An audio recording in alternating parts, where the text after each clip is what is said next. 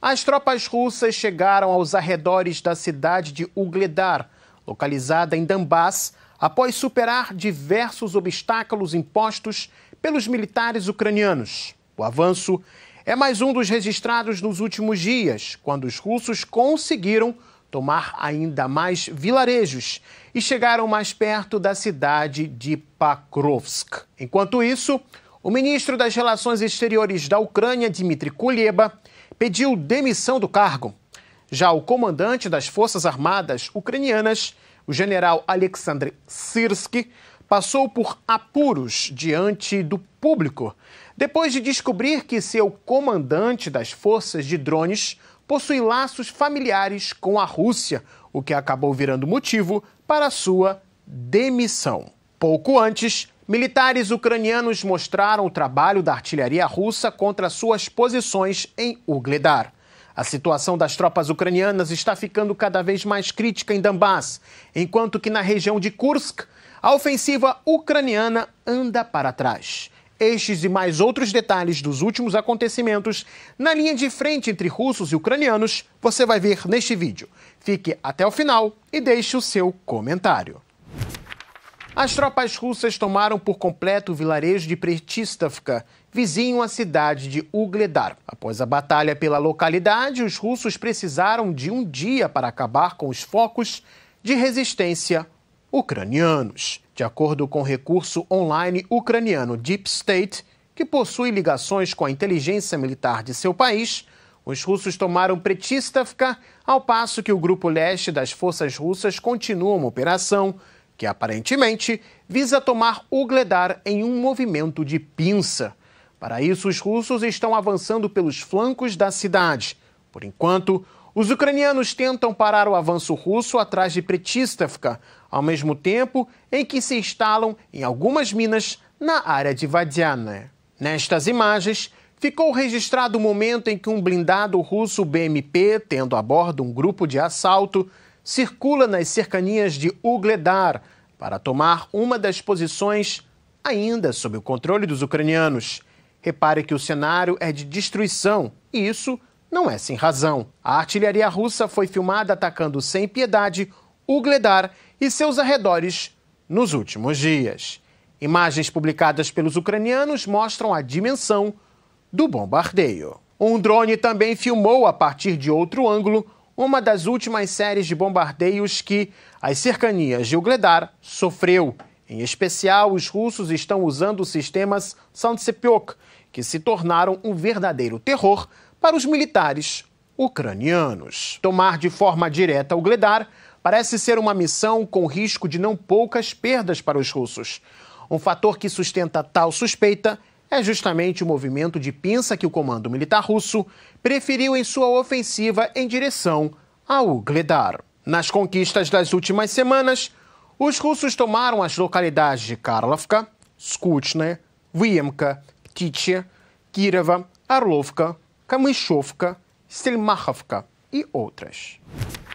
Mas além das conquistas no campo de batalha, os russos estão se destacando na destruição de diversos sistemas de armas de origem ocidental utilizados pelos ucranianos. Um dos que foram mais destruídos é o sistema de artilharia HIMARS. Nestas imagens feitas por drones sobre a região ucraniana de Sumy, que faz fronteira com a região russa de Kursk, pelo menos 2 sistemas HIMARS acabaram sendo atingidos em cheio por mísseis do sistema russo Iskander. Pouco antes, os russos haviam detectado um outro armamento em poder dos ucranianos, um lançador múltiplo de foguetes Vampar, também na região de Sumy.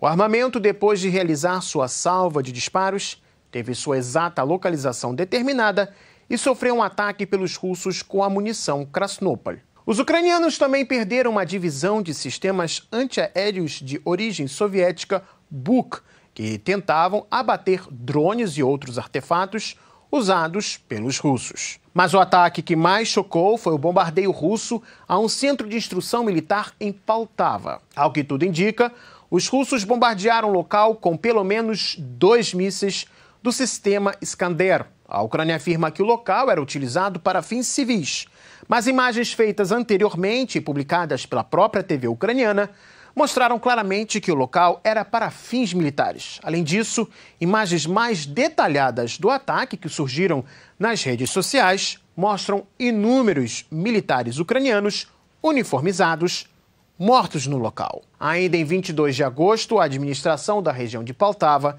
havia relatado nas redes sociais que uma das ligações militares na cidade de Poltava estava sendo formada uma companhia de operadores de drones, desde aparelhos de ataque até de reconhecimento. A notícia, muito vazada nas redes sociais pelo governo ucraniano, pode ter chamado a atenção dos russos e os levado a averiguar mais o caso. A Rússia afirma que mais de 50 militares ucranianos morreram no ataque, já que Kiev diz que foram 41 mortos. Contudo, as maiores suspeitas é que Kiev esteja escondendo a presença de especialistas militares estrangeiros no recinto durante o ataque. Um fato interessante foi a grande movimentação de aviões sanitários, usados inclusive para o transporte de cadáveres na Romênia e Polônia, dois países vizinhos da Ucrânia. Entre as aeronaves estavam de países como Alemanha, Polônia e Estados Unidos. Sabe-se que existe todo um esquema em funcionamento na Ucrânia e no restante do leste europeu de transporte de corpos de mercenários e especialistas militares estrangeiros para fora do país em conflito. As ações de remoção de tais corpos ocorrem rapidamente, muito provavelmente para evitar que suas imagens e detalhes das circunstâncias em que os militares estrangeiros foram mortos sejam melhor explorados pela imprensa. Os Estados Unidos possuem muita cautela na hora de fazer declarações sobre tais ações russas contra centros de concentração de militares ucranianos. E a razão é óbvia. Como os países da OTAN estão envolvidos diretamente no treinamento dos ucranianos, se um centro de ensino militar ucraniano é atacado, as chances de que instrutores da aliança tenham morrido são grandes demais. Para esconder tal fato e minimizar suas perdas, os Estados Unidos categorizam tais instalações bombardeadas como meros edifícios civis. Any information to provide in terms of the specific origin of those missiles, other than, again, as you highlight, these are Russian missile attacks, and again, just demonstrates the brutality, the viciousness of these assaults, to include on civilian infrastructure.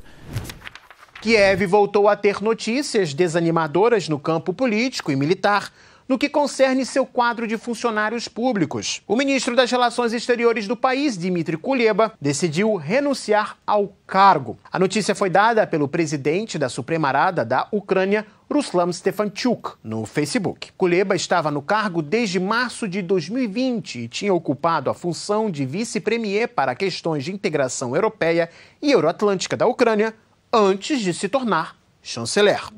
No comando da diplomacia ucraniana, Kuleba se tornou uma das maiores figuras do círculo de Zelensky, enfatizando a necessidade constante de seu país receber ajuda externa para lutar com os russos. Mas a saída de Kuleba, na verdade, não choca ninguém. Anteriormente, Zelensky havia dito que era necessário realizar mudanças em alguns cargos públicos. Antes do anúncio da renúncia de Kuleba, o ministro da Justiça, Denis Maluska, o chefe do Fundo de Propriedade do Estado, Vitaly Kaval, e outras autoridades ucranianas haviam também abandonado seus postos. Mas uma decisão do comandante das Forças Armadas da Ucrânia chocou mais. O general Alexander Syrsky demitiu do posto de chefe do comando das Forças de Sistemas de Drones Roman Gladky. A decisão veio logo após o Serviço de Segurança da Ucrânia descobrir que o militar tinha laços familiares diretos com a Rússia. A esposa dele, por exemplo, é cidadã russa. E se você gostou desse vídeo, deixe o seu like, se inscreva no Gazeta do Mundo e também acione o sininho para nós não perdermos nossos próximos encontros aqui no YouTube. E se você gostou dessa roupa, deixa também o seu joinha. Até mais, pessoal!